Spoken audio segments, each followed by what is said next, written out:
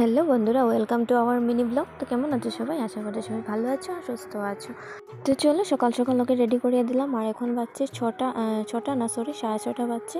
আর ওর school 7:30 থেকে, যার জন্য ওকে সকাল সকাল যেতে হয়। তো ওকে দেখো এখন রেডি করিয়ে দিচ্ছি। আর দেখো শুধু একটা বিস্কুট খেয়ে যাচ্ছে, আর কিছুই খাইনি।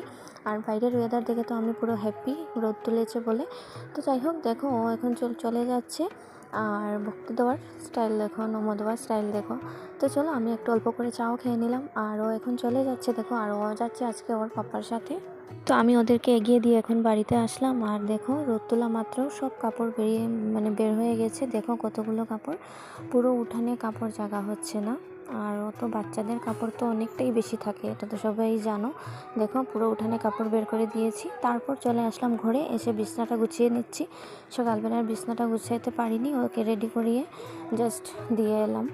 তো চলো এখন ফটাফট করে